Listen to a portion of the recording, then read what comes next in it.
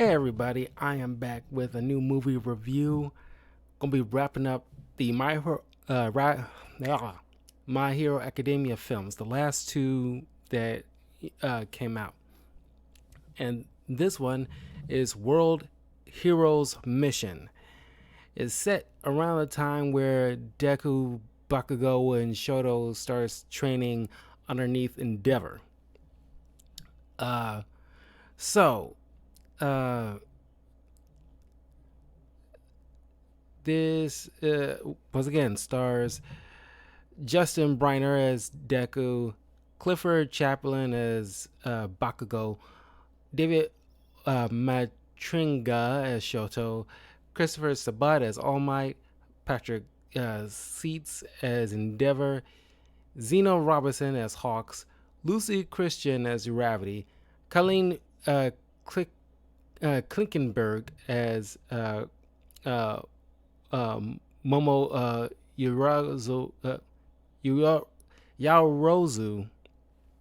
Yaoyorozu. Uh, I can never get even her superhero name. Creedy is like it doesn't even sound right. You got Brina Palencia as Grape Juice, Monica Real as Froppy, Trina Nishimura as Earphone Jack, Justin Cook as Red Riot, Kyle Phillips as Charge Bolt, Josh Grill as Tsukuyomi, Ian Sinclair as Tentacool, not to be confused with the Pokemon, Christopher Bevins as Cellophane, uh, David Wald as Real Steel, Aaron Dismuke as Sun Eater, Lindsay Cedille as Nigerian Chan, Dave Trusco as President Mike, Sarah Roach as Clairvoyance, Jamie Marchi as Mount Lady, Caitlin Barr, Real Cool, Aaron Roberts as Kamui Woods. I'm butchering a lot of these names, so forgive me. Kyle Hebert as Fat Gum, Chris Rager as Cementos, Taylor Walker as Gang Orca, Lisa Ortiz as Burnin, Frank Todaro as Selim, you got Michelle Rojas as Biros, Mike Hamoto as Serpentiers, we got Emi Lo as Lala Soul, Michelle Rojas as Rowo Soul, Jason Douglas as Rogan, Eddie Soul being voiced by Ivan Jasso, Flat Robbie Damon as Flat Turn, and Ryan Colt Levy as Rudy Soul. A lot of people here. Anyway, a lot of the pro heroes and the recent licensed newbie heroes like Deku and the others help out in this worldwide, well, at least with the other heroes from different countries, to deal with this terrorist organization called Humoraz, who is on a mission to destroy anybody with quirks. They're trying, basically, they fear humanity is on the brink of extinction. It kind of reminds me of like the whole one with humanity, like from the X-Men, or like the well, just like those, like Bolivar Trask and all those people from the X-Men, humans that fear their species will eventually die out because of mutants. Pretty much similar to what's going on in this film. So they invented this these series of bombs that, when going off, release this gas called trigger that uh, reacts to people with uh, active quirks or even latent quirks in their DNA to go haywire and then go so out of control it kills them. Pretty much genocide, essentially. So they're just, they spread out and dispatch. Endeavor, Shoto, Bakugo, Deku, uh, and a few others are in this city called, Orlan, who are trying to do their part in order to run an investigation, try to figure out the network from this terrorist organization in this particular city. But the kids have to stop in the middle of what they're doing to stop this these jewel thieves. And Deku ends up bumping into this kid named Brody, who is pretty much like a what do you call those people, like the pickup person. And there's, the cliche identical suitcase that get mixed up. Now he's supposed to be just like, grabbing the jewels for like he's the bag man essentially. But this scientist who's holding a briefcase full of contents that he's stolen from this terrorist organization, which holds document, or at least like a let's say it's a USB drive that will hold the secrets to neutralize the bombs. So Deku thinks Rhodey is like a jewel thief, but since there's no jewels in the briefcase he picked up, the police, who the chief of police is actually, and a few others, is actually working for Humorize, branded Deku as a mass murderer. And so now he has the police force after him, and he's wanted. So everybody is like, no, this doesn't sound like Deku. Something's wrong. Even Endeavor had to go to the chief of police, who obviously is covering up what really is going down. So Deku talks with Shoto, who he tells him, okay, you're gonna probably have to lay low, take out your batteries so it won't be tracked, and we'll link up later once we figure this out. So he is pretty much keeping a close eye on Rhodey, because now, since they see the kid with him, they just linking him by association. But Rhodey really wants to get back home because his father is been a long time ago when he was young, because he's looking after his younger brother and sister. His family has pretty much been looked at as ostracized because the people in town thinking he's part of this terrorist organization. He kind of disappeared.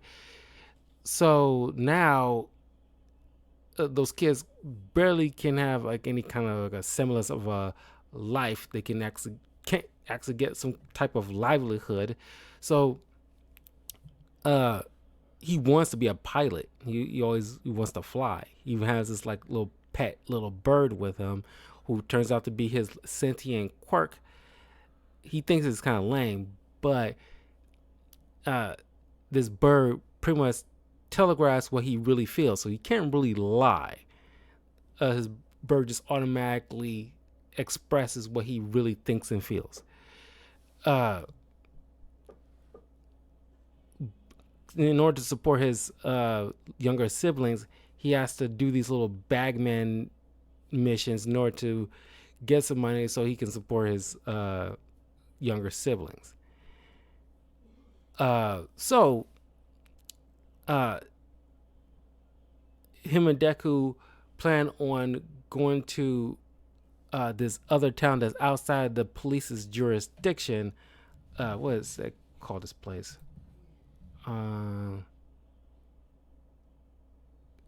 Clade.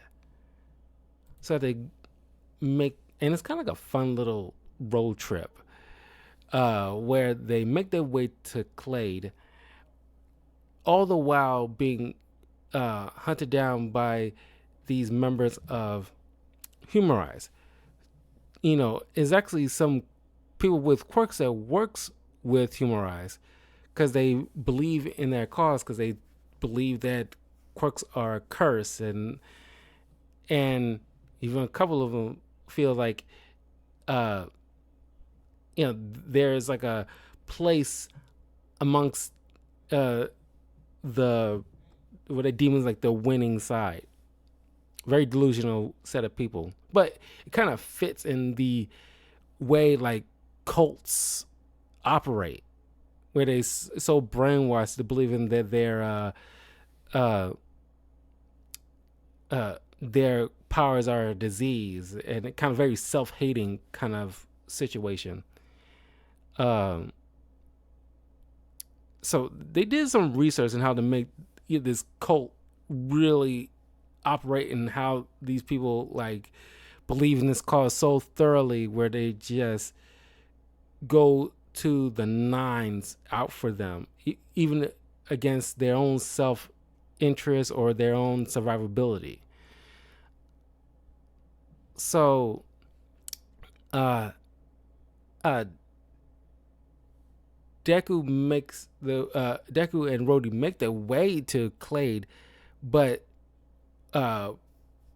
this woman, I think her name was, I think that's the Beerus girl, who actually has like a quirk that turns her I don't know, like turns her arm into like a bow and arrow or something like that. But she shoots these light arrows that I guess tracks.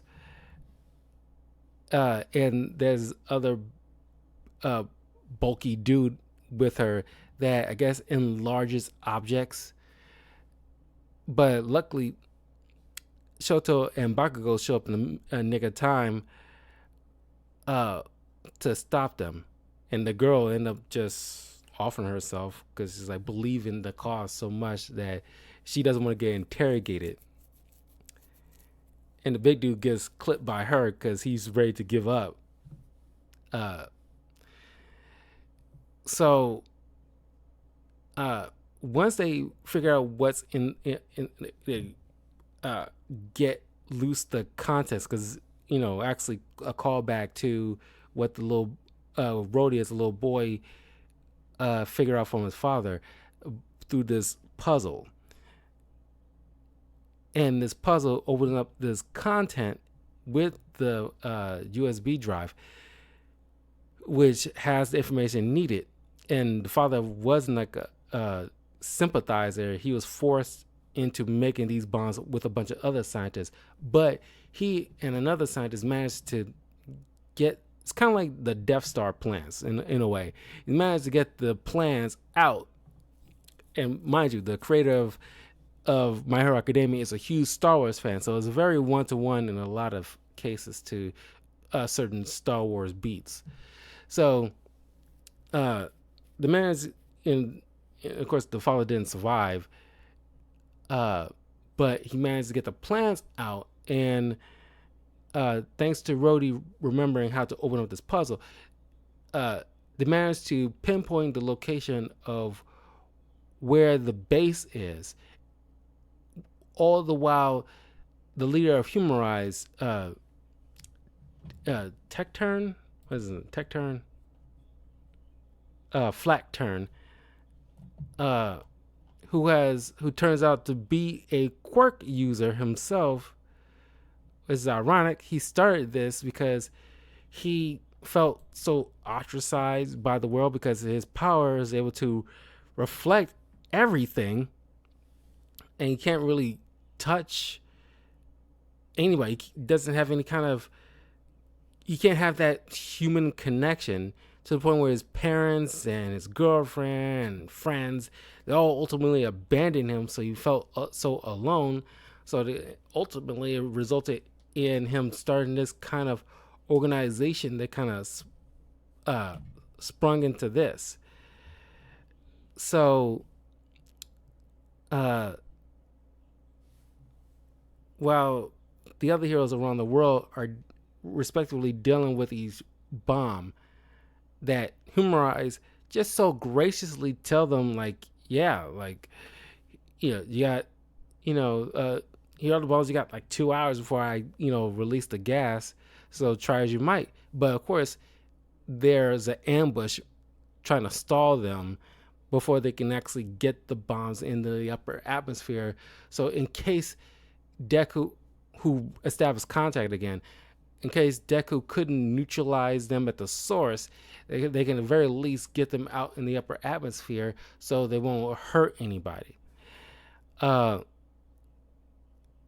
uh, so Bakugo, Shoto, and Deku each deal with a humorized quirk user around the base. Deku, of course, has to deal with the main boss. And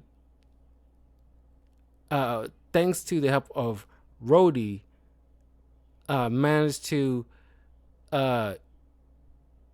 trick uh, uh, Flacturn into lowering his guard so Deku can manage to sucker punch him, because he has to use 100% of One for All in order to tax out his reflecting power, so you can actually feel something.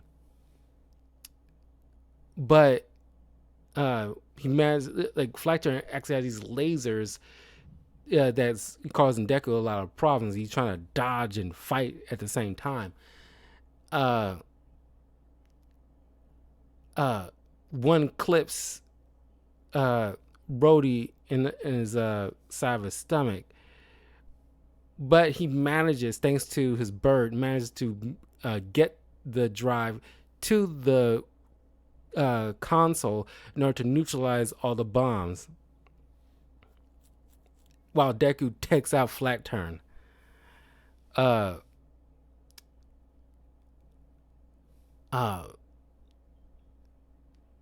So all the living Humorized members are arrested. And I love the dialogue between Deku and Flacturn. It's like, no, you gave up instead of like fighting to your, instead of like overcoming your terrible situation, because like many quirk users have like those kind of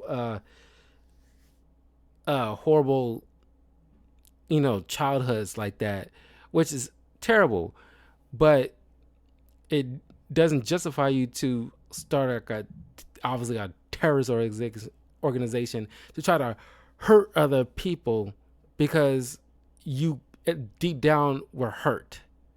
And because one thing that is more painful to a human than almost any other thing is being exiled or pushed out of society, because that ultimately, you're on a baser subconscious level, that means death to a lot of people, because leaving out, exiled, middle of the woods, away from society as a whole, with little to no protection besides just yourself and your own wits, that spells death for a lot of people. If you especially can't handle things on your own, you don't have any kind of like, survivability, you will probably die, or at least emotionally, or just, emotionally crippled in a way, because people need people, and that's how we survive as a species.